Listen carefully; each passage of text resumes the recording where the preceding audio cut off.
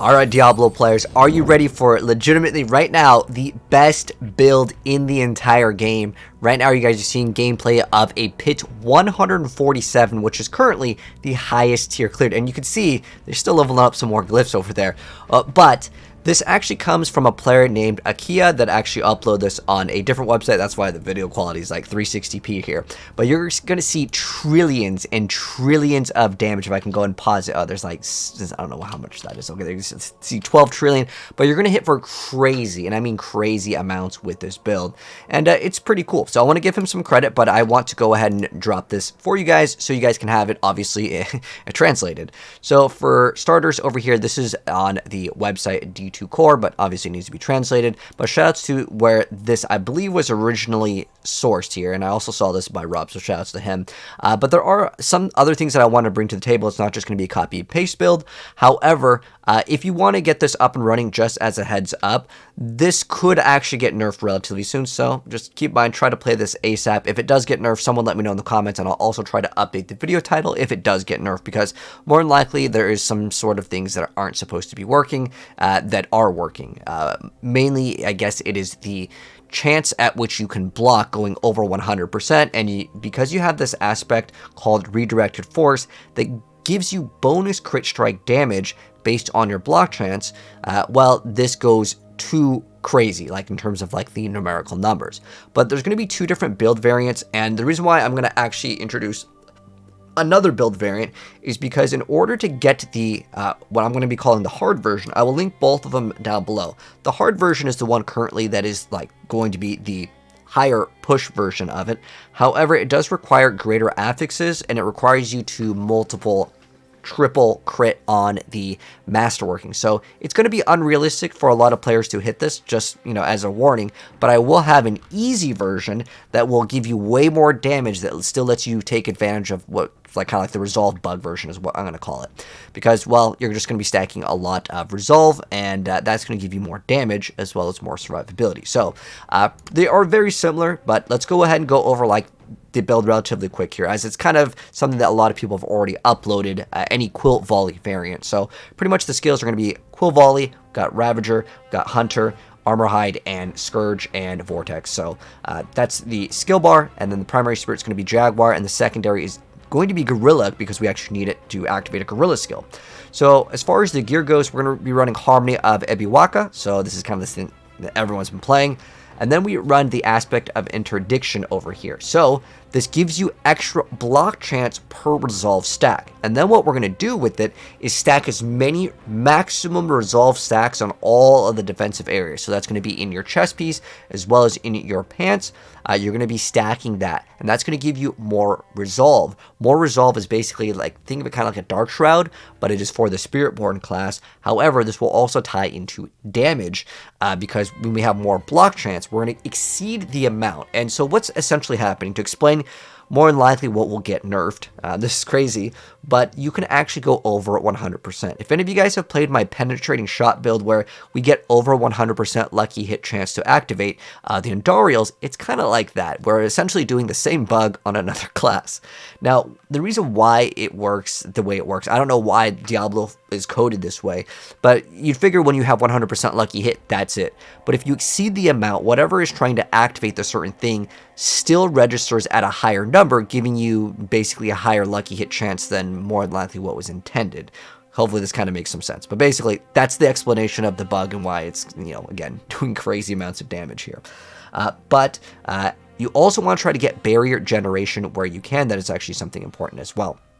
And then it's pretty much the same thing, redirected force, you go for the Quill Volley. And then because we don't have materials for the chest piece, you do want to try to get resistances. So we are running Rakonos Wake over here, which is the boots. So this will actually really help out. Ideally, you want that greater affix to land on resistances, but it depends on your rolls. Did you maybe get resistances on your pants? You can maybe get it on your chest piece as well. Getting those greater affix will really help because, again, you don't have materials anymore, which is like obviously really good for survivability. Then with the Rada Kipalika, you have to hit maximum resource. You got to hit that 275 mark. That is the number that you need to hit. Then we run Banished Sword's Talisman. We run the Ring of the Midnight Sun. Now, this is also very important. If you want to run like the God version, you have to have this special ability, it has to be like 50%, man. Otherwise, it ain't cutting it. The difference between getting like a 50% and like something that's like not going to allow that resource to build back up to 275 is literally like almost cutting your damage in half. It is huge. So if you don't have 275, you have to play the other version, which I'm going to also drop for you guys. The run Moonrise is basically the same. And then Tam's out, and then Pot Q, just like, of course, that he's playing. This is actually, I think, translated over here. But nonetheless, that's what you throw in for the things. And if you need armor or resistances, that is dependent on your rolls, because you do want to get armor and resistances in order to actually cap out. As far as the skill tree goes, these are going to be basically the same over here, but there's going to be a minor difference. So, pretty much, I'm just going to go over this relatively quick. I wish this was actually like larger over here. I guess we can do this to make it a little bit larger. But anyways, this is the skill tree. You do want 3 points in this because you want those resolves to build up back a lot faster.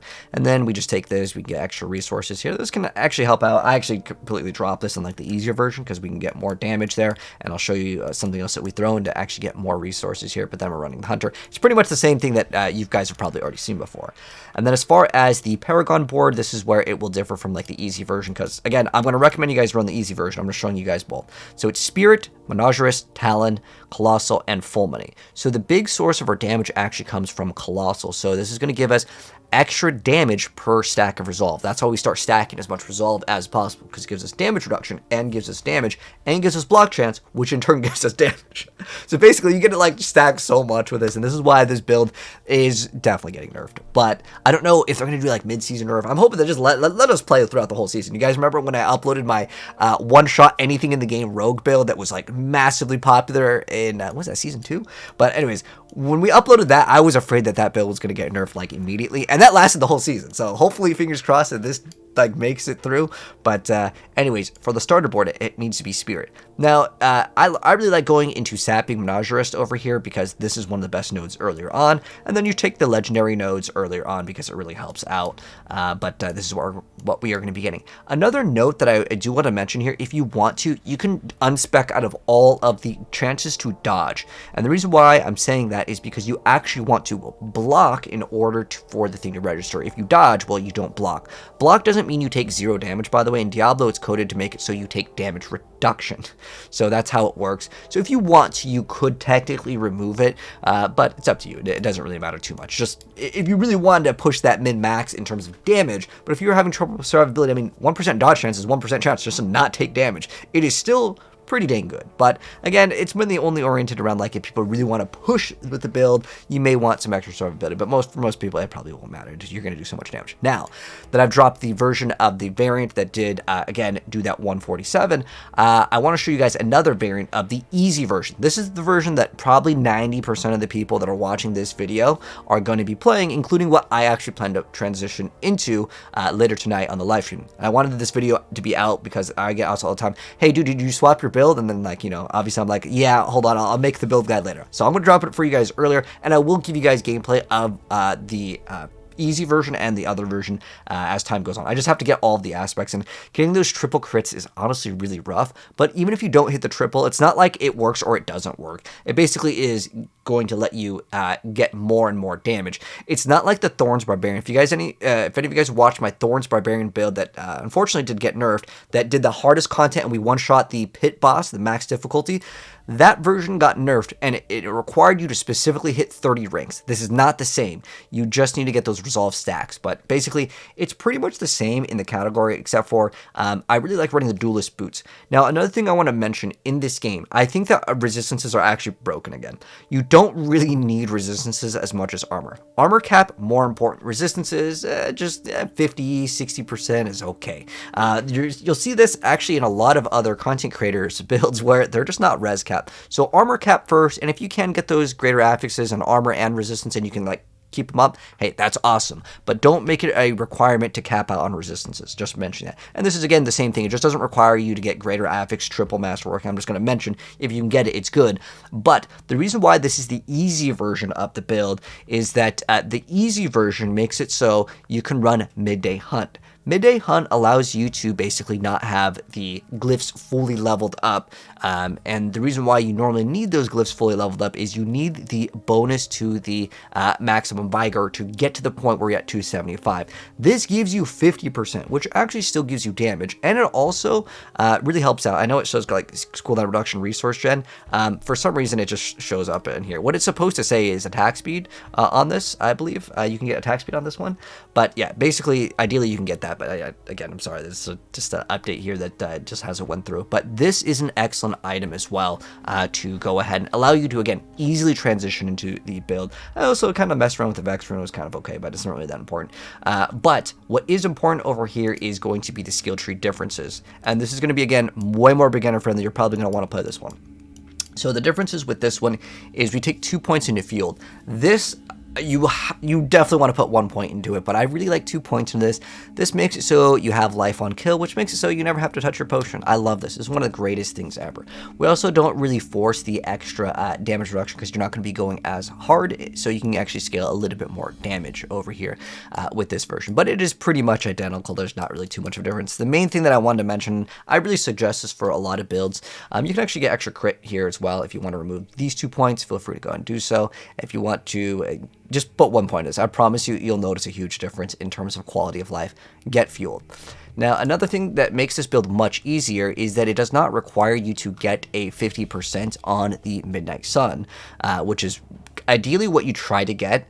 But the reason why that this build is going to be way more forgiving is the way that I've designed it, because I didn't want to just copy the build. I want to give you guys something new, and also I'm going to give you guys basically the same build. Again, that's the hard version. The easy version, which is what I recommend, is going to be running fitness. So what does fitness do that makes things much easier? Skills that critically strike generate 3 Vigor.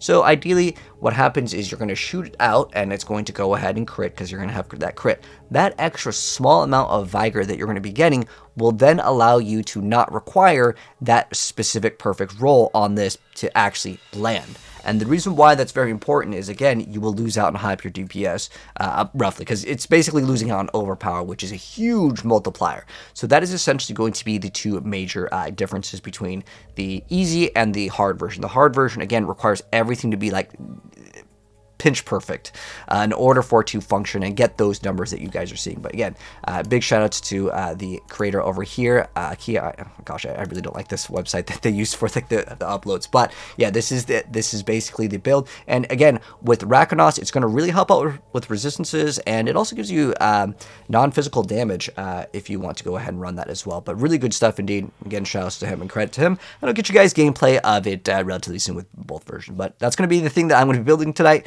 If you guys have any questions or suggestions for the build, definitely let me know down below. But if you guys enjoyed it, drop a like on it. If you're new here, hit subscribe, turn the bell if you guys want to see more Diablo and more gaming stuff. And I'll catch you guys in the next video. And everything will be pinned down below for both of the variants.